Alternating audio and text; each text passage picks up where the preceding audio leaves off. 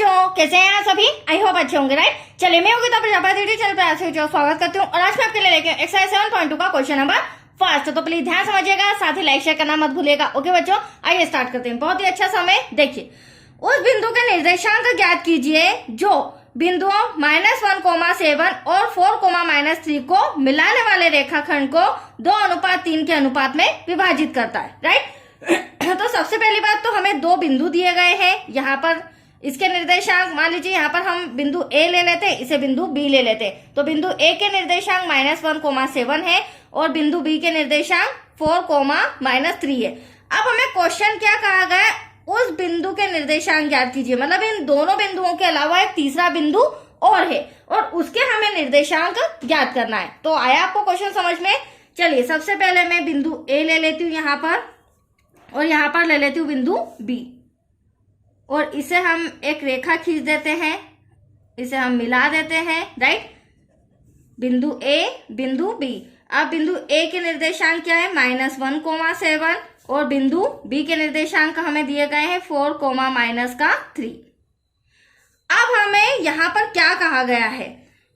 इस रेखाखंड को मिलाने वाले, मतलब इस रेखा को मिलाने वाले रेखाखंड को 2:3 के अनुपात में विभाजित करता है। तो ये जो दो बिंदु हमें दिए गए हैं, ये 2 अनुपात। तो 2 अनुपात मतलब कि इसका दूसरा हिस्सा यहाँ आ जाएगा और तीसरा हिस्सा यहाँ आ जाएगा।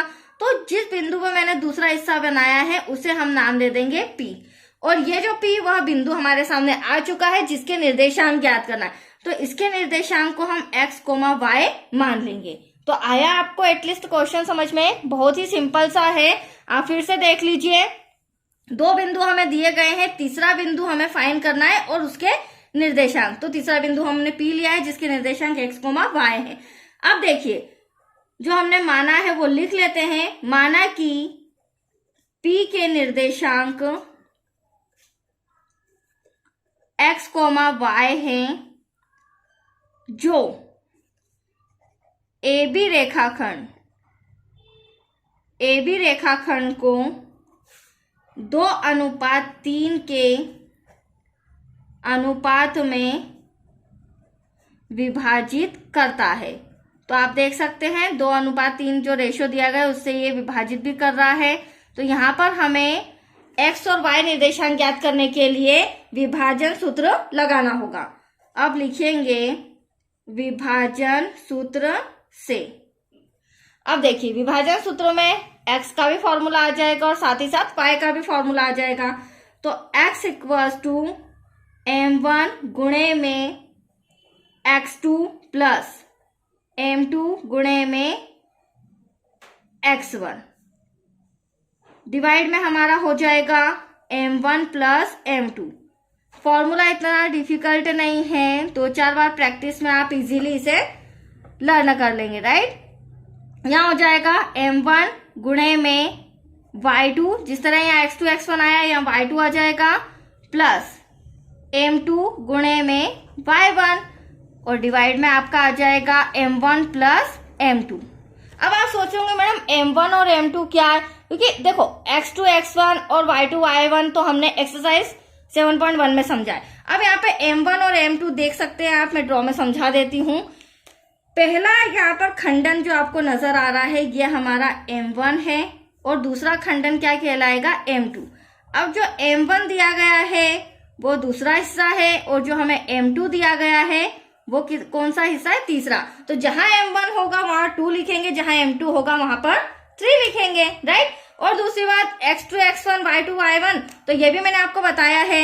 ये मेरा x1 होगा, ये मेरा y1 होगा बिंदु A के लिए, और बिंदु B के लिए ये मेरा x2 होगा, ये मेरा y2 होगा, राइट। अगर आपने एक्सरसाइज 7.1 नहीं समझी तो प्लीज वो समझ लीजिए ताकि आपको डाउट्स ना रहे। चलिए, अब फॉर्मूले में हम सारी वैल्यूज पुट करते हैं। x = m1 आया, m1 के प्लेस पर मैं 2 लिख रही हूँ, गुणे में यहाँ पर आ जाएगा x2 ये रहा हमारा 4 प्लस का साइन, m2 ये रहा हमारा 3, गुणे में x1 ये रहा हमारा माइनस का 1, तो ब्रैकेट लगाना होगा, डिवाइड में आ जाएगा हमारा m1 प्लस m2 मतलब कि 2 प्लस 3। इसी प्रकार हम y की वैल्यूज भी पुट कर लेते हैं। अब y में आप देख सकते हैं m1 तो हमारा वही रहेगा बच्चों 2, गुणे में y2 हमारा हो जाएगा, आप देख सकते हैं -3 प्लस m2 हमारा क्या हो जाएगा 3 और y2 हमारा क्या हो जाएगा, सॉरी y1 हो जाएगा हमारा गुणे में 7, डिवाइड में वही आ जाएगा 2 + 3, राइट। चलिए आगे सॉल्व करते हैं और x और y जो हमें निर्देशांक दिए गए हैं उसका आंसर लेके आते हैं। 4 2 हो जाएगा 8। अब यहां से यहां तक मल्टीप्लाई है तो प्लस माइनस, माइनस 3 1 3, 3 और 2 कितना हो जाएगा 5, ठीक है। ऐसे ही 3 2 6 बट माइनस का साइन आएगा, प्लस माइनस माइनस, 7 3 21, डिवाइड में आ जाएगा आपका 5। आगे सॉल्व करेंगे तो आप देख सकते हैं 8 में से 3 गया, बचा यहाँ पर 5, डिवाइड में 5 ऑलरेडी है, 5 से 5 कैंसल, तो एटलीस्ट x बराबर 1। यह हमारा एक निर्देशांक तो आ चुका है, ठीक है। ऐसे ही y भी हम सॉल्व करेंगे तो y = 21 में से 6 माइनस करेंगे, दैट्स योर आंसर 15, डिवाइड में 5 कैंसल करेंगे, 5 3 15, तो y = आया 3। मतलब कि दोनों हमारे आंसर आ चुके हैं। तो हमें लास्ट में लेना पड़ेगा जो हमने बिंदु P लिया था, माना था, और उसके निर्देशांक x और y माने थे। तो लास्ट में हम आंसर लिखेंगे, अतः P के निर्देशांक x, y = क्या है 1, 3 है। तो आया आपको समझ में? बहुत ही अच्छा सम था, छोटा सा सिंपल सा, कंप्लीट हो चुका है। और नेक्स्ट वीडियो मिलेगा आपको क्वेश्चन सेकंड से रिलेटेड। ओके बच्चों, थैंक यू।